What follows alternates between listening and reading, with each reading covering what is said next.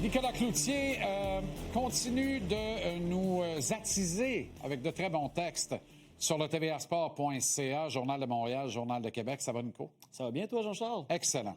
Et je suis très content que tu viennes jaser un peu de Michael Age avec moi ce soir. D'abord parce que il est chez les Wolverines du Michigan, un programme que j'affectionne particulièrement, comme c'est documenté, que tu le sais bien. Mais en plus, il connaît vraiment une excellente deuxième saison dans le programme.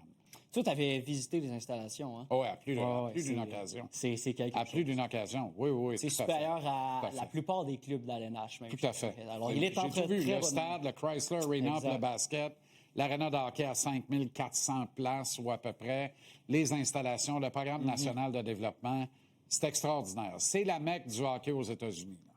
Michael Age va très bien, un peu plus lourd qu'avant. Il a fait ses devoirs, il a fait les devoirs que le CH lui a demandé de faire. Et quand je lui ai parlé, il m'a avoué que des fois, il se perd dans ses pensées, dans son dortoir au Michigan, quand son co-chambreur Will Orkoff est en train de dormir. C'est pas rare qu'il pense à Ivan Demidov. Et c'est naturel parce que quand on regarde les projections chez les Canadiens, ben là, t'as un duo inséparable qui est Caulfield et Suzuki. Puis le deuxième duo là, qui reste à assembler là, pour finir le puzzle du top 6, ben, c'est le duo formé de Michael Age et Ivan Demidov. C'est crédentiel, c'est lui qu'on pressent au rôle de deuxième centre. Le deuxième centre va jouer avec Ivan Demidov par la force des choses. Ça, c'est super intéressant. Mais l'autre question après qu'on peut se demander, Jean-Charles, c'est quand ça va arriver. Et là, à cause des règlements, à cause de la convention collective qui est toujours plus compliquée avec les universitaires, ça, c'est moins clair. Parce que tu n'es pas sans savoir, Jean-Charles, que, comme avec Jacob Foley l'an passé, quand tu prends une décision avec un universitaire qui signe son contrat d'entrée dans la LNH là, pour cette fin de saison-là, tu vas décider entre Laval ou Montréal. Mais il n'y aura pas de va-et-vient sur la ligne orange. Tu es pogné avec l'un ou l'autre. Alors, tu sais, Michigan, c'est une méchante équipe cette année. Frozen Four peut finir le 11 avril si on se rend jusqu'au bout. Ça nous amène dans les derniers matchs du calendrier de régulier. Ça va être des matchs qui, selon moi, Jean-Charles, vont être hyper importants. Est-ce que tu vas vraiment balancer Age là-dedans ou encore, est-ce que Martin Saint-Louis va trouver des minutes à Michael Age là-dedans? Alors moi, je suis pas certain. Ça pourrait se passer dès cette fin de saison, Demidov et Age, mais je suis pas certain que ça va être immédiat. Puis je te rappelle que Dylan Larkin, là, même, je sais que les hauts universitaires, là, on passe tout le temps à l'NH directement, c'est une tradition. Mais Dylan Larkin, il avait fait entorse à cette tradition-là dans l'histoire récente. On l'avait envoyé à Grand Rapids, alors que les Red Wings avaient joué en série. Dylan Larkin, c'est quand même un 15e choix total. Un classique de Détroit, là, il faut le dire, là, dans la culture de l'organisation. À Montréal, on est plus habitué à les voir brûler une première année de contrat. Absolument. Mais on a moins besoin de faire ça maintenant. On a une affluence de jeunes talents. Il faut gérer la masse salariale. Alors, évidemment, on va tout tenter pour faire l'acquisition d'un vrai centre de deuxième trio à court terme, ce qui permettrait de bien prendre notre temps avec Age, et incluant peut-être qu'il retourne au Michigan pour une troisième saison. Je ne sais pas si t'en as parlé. C'est pas le plan, évidemment. Mais s'il accepte de passer en Ligue première, ben il va d'abord aller en Ligue première B. C'est vraiment l'impression que ça me donne en fin de cette saison, parce que si on le fait graduer à Montréal, c'est qu'on est sans véritable espoir, finalement, comme dans les saisons précédentes. Il faut qu'on ait un plan A qui est plus fort que Michael Age pour l'année en cours et non pas les suivantes. Pour les suivantes, là, ça va. Tu viens de soulever un point très intéressant. Moi, je vais te dire une chose.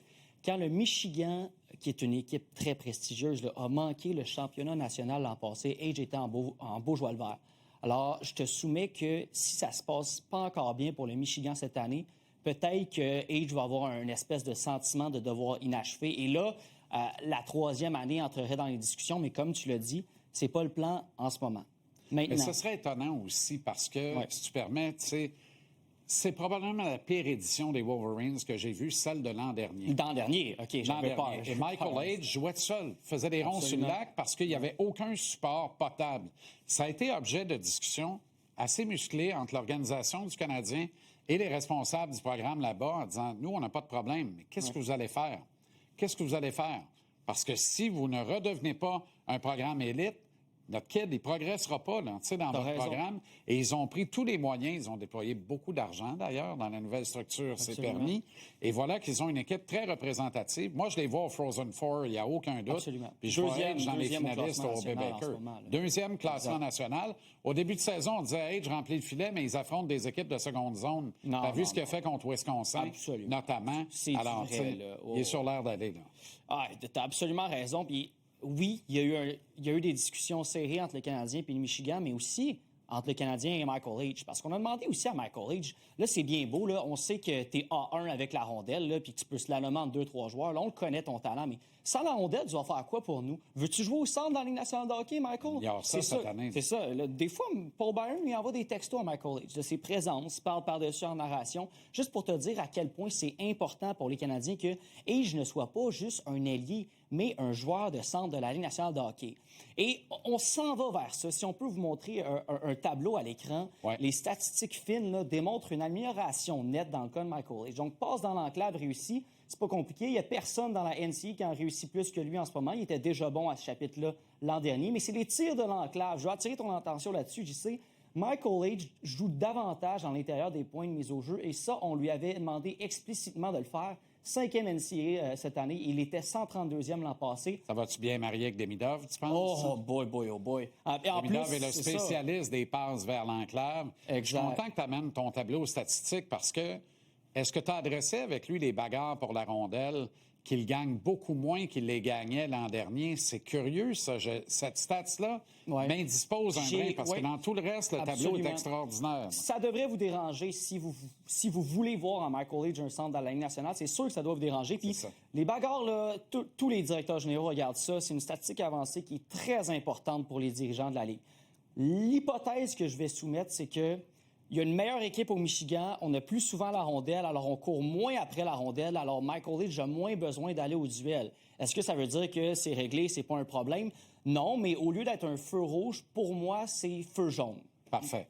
Il y a certains qui ont vu comme un feu rouge le fait qu'on l'a muté à l'aile pour quelques Ouais. matchs un peu plus tôt cette saison.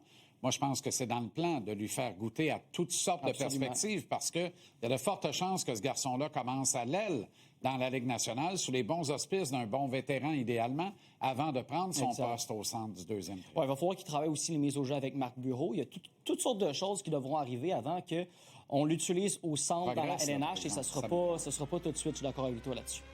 OK, Adam Ekstrom est rappelé. Eureka. Il y a des équipes, Jean-Charles, il y a une couple d'équipes qui trouvent ça intéressant parce que c'est le premier rappel chez les Canadiens qui n'est pas lié à une blessure. Je pense que le CH, selon ma lecture des choses, on cherche à avoir des informations. Pas nécessairement qu'on le met dans la vitrine, mais on veut savoir qu'est-ce que Adam Engstrom peut faire sur une troisième paire avec Alex Carrier. Puis après, on peut prendre une décision plus éclairée avec les défenseurs gauchers parce que, Jean-Charles, tu le sais, il y a un défenseur gaucher qui va être échangé chez les Canadiens dans les 2 prochaines années, ça c'est sûr. Mettez pas le chalet là-dessus, mais moi, je ne mettrais pas un vieux 2 que c'est Ekstrom qui va partir. Moi non plus. Moi, je pense qu'il est ici pour rester. C'est une valeur ajoutée extraordinaire pour l'équipe.